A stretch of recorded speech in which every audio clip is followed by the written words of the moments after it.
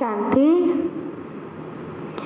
आज 21 अक्टूबर मीठे प्यारे बाबा के महावाक्य है और आज बाबा ने हम सभी को रोज़ की तरह आज हमसे पोता मेल की बाबा ने हम सभी को श्रीमत दी है कि जैसे एक घर के अंदर बड़े बच्चों से यही उम्मीद रखते हैं कि बच्चे हमें पूरे दिन का समाचार सुनाएं, कितना पैसा खर्च किया, कहाँ खर्च किया, आज सारा दिन तुमने क्या किया और तुम कहाँ गए। तो वैसे ही परमपिता परमात्मा शिव बाबा भी हम सभी आत्माओं से यही उम्मीद करते हैं कि मेरे बच्चे रोज रात में सोने से पहले मुझे अपना पोता मेल अर्थात पूरे दिन का चार्ट दे करके सोएं। इससे फ़ायदा हमें खुद का है, इससे फ़ायदा हमें खुद का है और जो घाटा पड़ता है वो भी हमारा ठीक हो जाता है। तो हम सभी आज बहुत ध्यान से बाबा के महावाक्य को सुनेंगे कि बाबा ने आज कैसे हम सभी को बार बार हमें इस बात के लिए सावधान किया है बच्चे कि रोज़ अपना पोता मेल रखो। और इस शरीर के अंदर जो सबसे ज़्यादा धोखा देने वाली और क्रिमिनल असॉल्ट कराने वाली हैं वो है तुम्हारी ये आँखें, क्योंकि ये आँखें जहाँ चली जाएं तो कहीं ना कहीं कुछ ना कुछ हमें धोखा भी दे देती हैं, चाहे वो किसी व्यक्ति पे चली जाएं, चाहे वस्तु पे चली जाएं। लेकिन इन देख कर के आँखें जहाँ भी भागती हैं तो फिर मन भी हमारा चंचल हो जाता है। तो इसलिए आज हम बड़े अटेंशन से बाबा के महावाक्य को सुनेंगे कि कैसे बाबा ने एक एक गुण को अपने अंदर हमें उतारने के लिए, एक देवता बनने के लिए जो जो गुण हमारे अंदर होने चाहिए और जो अवगुण नहीं होने चाहिए हमारे अंदर, उसके लिए बाबा ने हम सभी को बहुत सुंदर इशारे दिए हैं। आइए सुनते हैं बाबा के महावाक्यों को विस्तार से। आज बाबा ने कहा है, मीठे बच्चे रोज रात को अपना पोता मेल निकालो, डायरी रखो तो डर रहेगा कि कहीं घाटा ना पड़ जाए। प्रश्न है आज बाबा के मुरली से कि कल्प पहले वाले भाग्यशाली बच्चों को बाप की कौन सी बात फौरन टच होगी। बाबा ने बताया, बाबा रोज रोज जो बच्चों को याद की युक्तियां बतलाते हैं वह भाग्यशाली बच्चों को ही टच होती रहती हैं, वह उन्हें फौरन अमल में लाएंगे।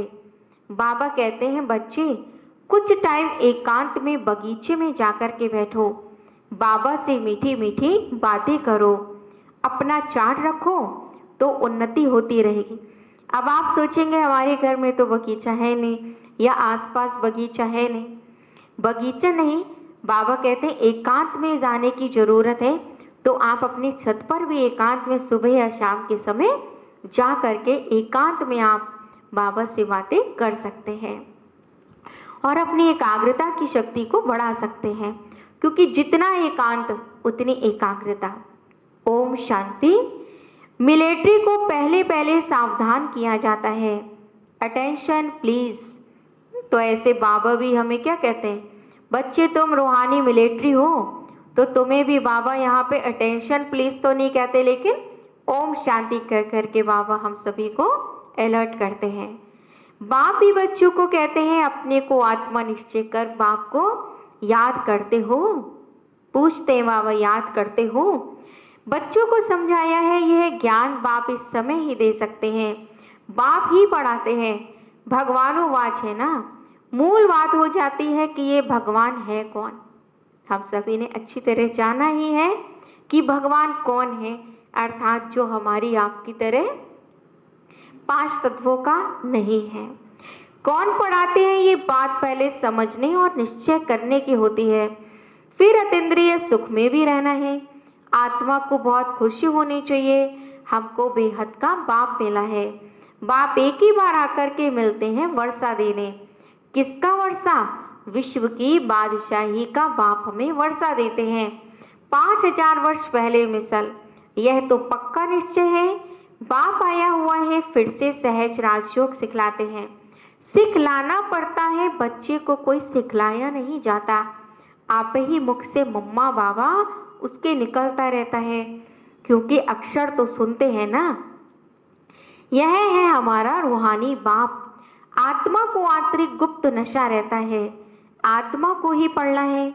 परमपिता परमात्मा तो नॉलेजफुल है ही, वह कोई पढ़ा नहीं है, लेकिन वह तो ज्ञान का सागर है। यह नॉलेज उनमें है। किसकी नॉलेज है? यह भी तुम्हारी आत्मा समझती है। बाबा में सारे सृष्टि के आदि व अंत की नॉलेज है। कैसे एक धर्म की स्थापना और अनेक धर्मों का विनाश होता है, यह सब जानते हैं।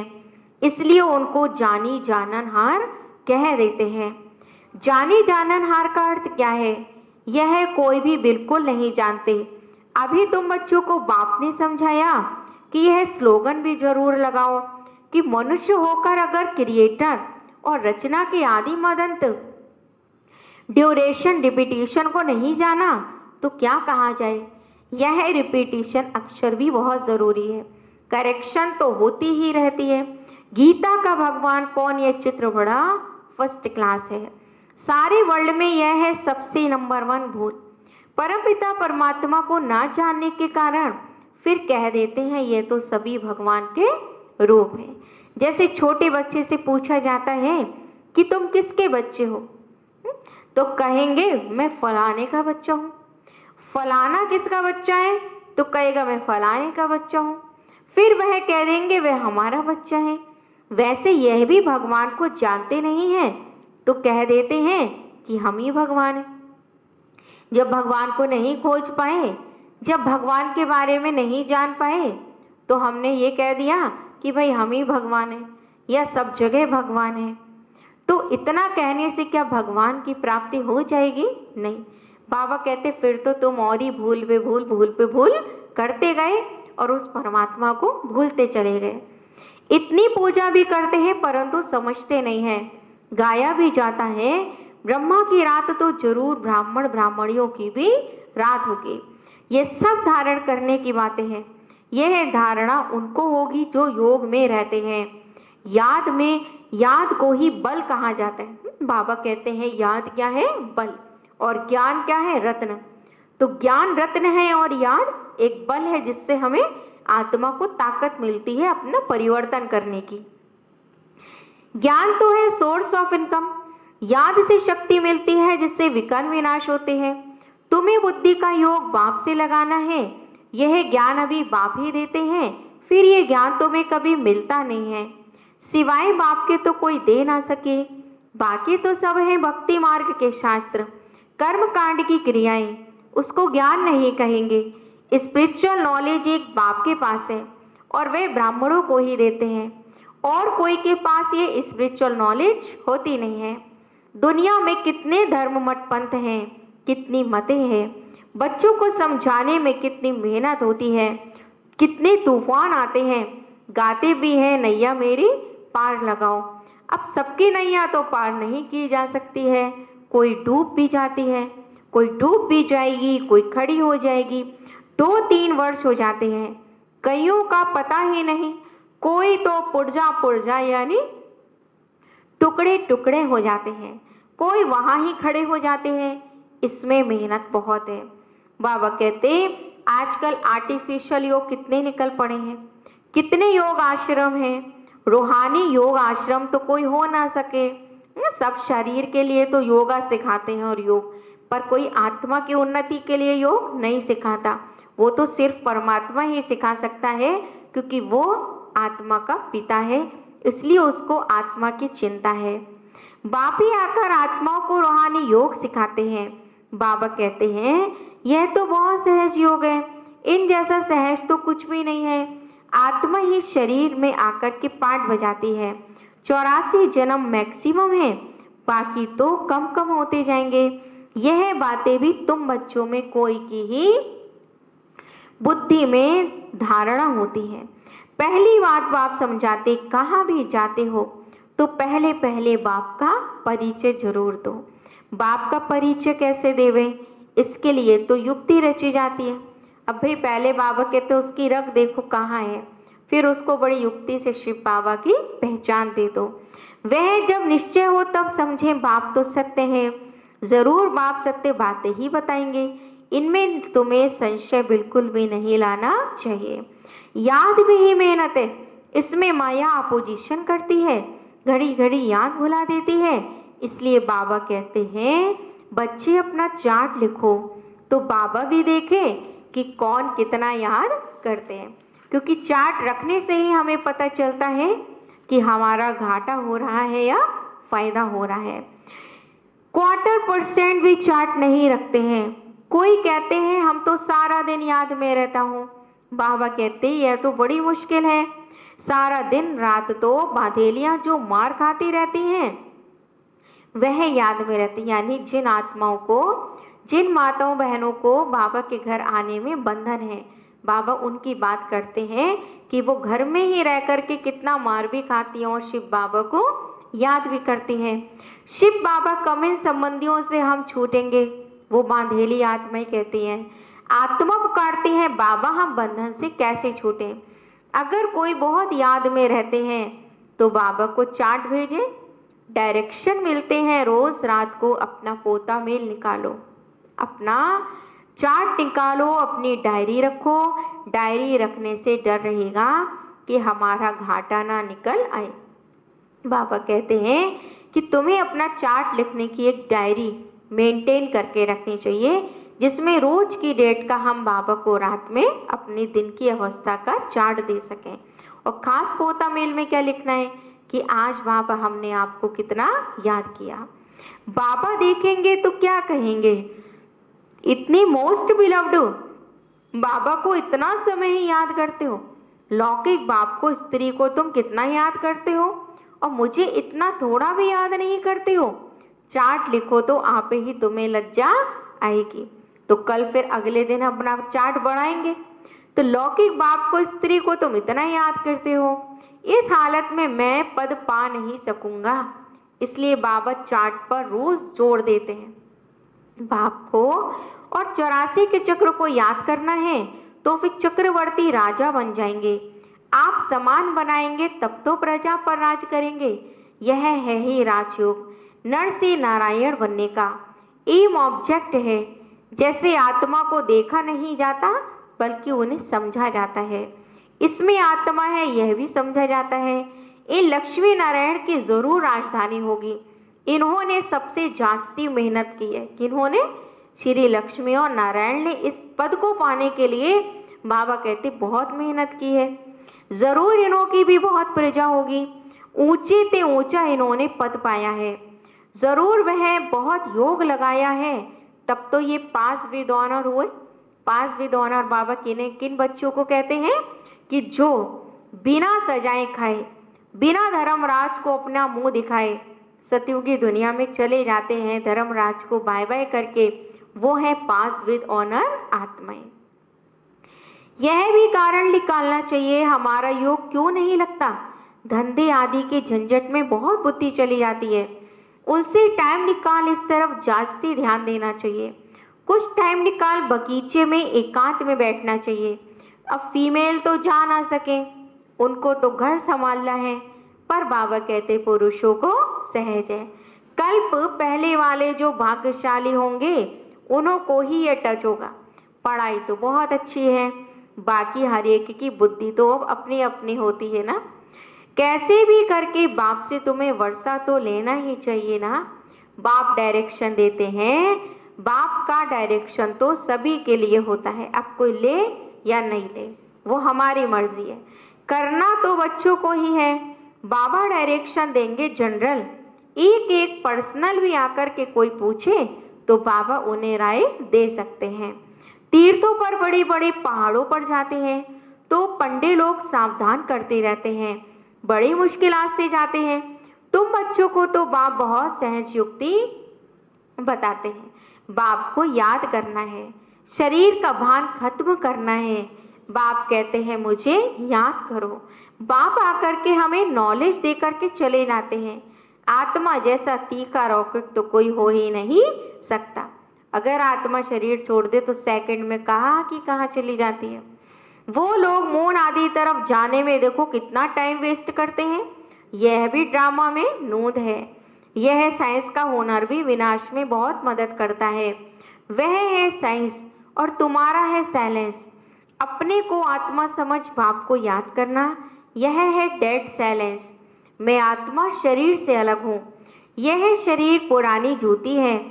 सर्प कछुए के मिसाल भी सब बाबा ने तुम्हारे लिए ही दिए हैं। सर्प का मिसाल बाबा कहते वो अपनी खाल छोड़ता है, ऐसी बाबा कहते तुम भी अपनी ये पुरानी खाल अर्थात शरीर छोड़ करके सतयुग में नई खाल अर्थात नया पवित्र शरीर लेते हो।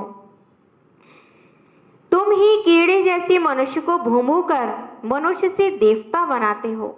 विषय सागर से क्षीर सागर में ले जाना तुम्हारा काम है। सन्यासियों को यह यज्ञ तप आदि कुछ भी नहीं करना। भक्ति और ज्ञान है ही गृहस्थियों के लिए। उन्हों को तो स्वर्ग में आना ही नहीं है। वह क्या जाने इन बातों को। यह भी सब ड्रामा में नूंद है इस निवृत्ति मार्ग वालों की, जिन्होंने पूरे 84 जन्म लिए हैं। वही ड्रामा अनुसार यहाँ पर आते भी रहेंगे। बाकी बाबा कहते किसी और को ये ज्ञान जल्दी भाएगा नहीं अर्थात हजम नहीं होगा। इसमें भी नंबरवार निकलते रहेंगे। माया बड़ी प्रबल है, आंखें बड़ी क्रिमिनल है। ज्ञान का तीसरा नेत्र मिलने से आंखें सिविल बनती है, फिर आधा कल्प कभी क्रिमिनल नहीं बनेंगी। यह बड़ी धोखेबाज है। तुम जितना बाप को याद करेंगे उतना कर्मेंद्रियां शीतल होंगी। फिर 21 जन्म कर्मेंद्रियों को चंचलता में नहीं आना है। वहां कर्मेंद्रियों में चंचलता होती नहीं है। वहां अर्थात सतयुग में सब कर्मेंद्रियां शांत सतोगुणी रहती हैं। देह अभिमान के बाद ही सब शैतानी आती है। बाप तुमको देही अभिमानी बनाते आधा कल्प के लिए तुमको वर्षा मिल जाता है। जितनी जो मेहनत करते हैं उतना ऊंचा पद पाते हैं। और मेहनत तुम्हें क्या करनी होती है? देही अभिमानी बनने की। फिर कोई कर्मेंद्रिय तुम्हारी धोखा नहीं देगी। सब कर्मेंद्रिया बाबा कहते तुम अपने वश में करके सतयुग में फिर जाकर के इन्हीं कर्मेंद्रियों से राज्य करते हो। बाप कहते हैं ये ज्ञान तो सबके लिए है, सिर्फ बाप का परिचय देना है। हम आत्माएं सब भाई भाई हैं, सब एक बाप को याद करते हैं। गॉड फादर कहते हैं, करके कोई नेचर को मानने वाले होते हैं, परंतु गॉड तो है ना, उनको याद करते हैं। मुक्ति जीवन मुक्ति के लिए, मोक्ष तो है नहीं। वर्ल्ड की हिस्ट्री ज्योग्राफी को रिपीट करना है। बुद्धि भी कहती है जब सतयुग था तो एक ही भारत था। मनुष्य तो कुछ भी इन बातों को जानते नहीं है। इन लक्ष्मी नारायण का राज्य था ना, लाखों वर्ष की बात तो हो ना सके। लाखों वर्ष होते तो कितनी ढेर संख्या हो जाती। बाप कहते हैं अब कलयुग पूरा हो, सतयुग की स्थापना हो रही है। वह समझते हैं कलयुग तो अजिन छोटा बच्चा है, इसे खत्म होने में हजारों वर्ष पड़े हैं। पर बाबा क्या कहते, कलयुग छोटा बच्चा नहीं, कलयुग बस कुछ ही शेष बचा है। तुम बच्चे जानते हो यह कल्प है ही 5000 वर्ष का। भारत में ही यह स्थापना हो रही है। भारत ही अभी स्वर्ग बन रहा है। अभी हम श्रीमत पर ये राज स्थापन कर रहे हैं। अभी बाप कहते हैं मामेकम याद करो। पहला पहला शब्द ही यह दो। अब जब बाप पर निश्चय नहीं होगा तब तक प्रश्न पूछते ही रहेंगे। फिर कोई बात का उत्तर नहीं मिलेगा तो समझेंगे कि ये जानते कुछ भी नहीं है। और कहते हैं भगवान हमको पढ़ाते हैं, इसलिए पहले पहले तो एक ही बात पर ठहर जाओ। पहले बाप का निश्चय करें, फिर बरोबर सभी आत्माओं का बाप एक ही है और वह है रचता। तो जरूर संगम पर ही आएंगे। बाप कहते हैं कि मैं युग युग नहीं, लेकिन मैं कल्प के संगम युग पर ही सिर्फ आता हूँ। मैं हूँ ही नई सृष्टि का रचता, तो बीच में कैसे आऊँगा? मैं आता ही हूँ पुरानी और नई दुनिया के बीच में। इनको पुरुषोत्तम संगम युग इसलिए कहा जाता है। तुम पुरुषोत्तम में यहाँ बनते हो। लक्ष्मी नारायण सबसे पुरुषोत्तम है।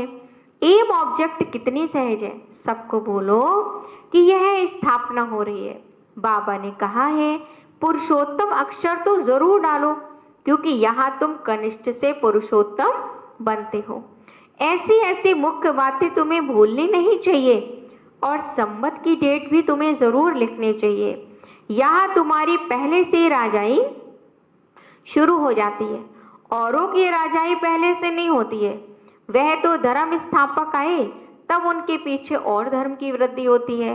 करोड़ों बने तब राजाई चले। तुम्हारी तो शुरू से सतयुग में राजाई होगी। यह किसको भी बुद्धि में नहीं आता कि सतयुग में इतनी राजाई कहाँ से आई। कलयुग अंत में इतने ढेर धर्म है, फिर सतयुग में एक धर्म और एक राज्य कैसे हुआ? क्योंकि एक बाप ने आकर के स्थापन किया। कितने हीरे जवाहरातों के महल हैं। भारत ऐसा था जिसको पैराडाइज कहते थे। 5000 वर्ष की बात है। लाखों वर्ष का हिसाब कहाँ से आया? मनुष्य देखो कितने मूछे हुए हैं।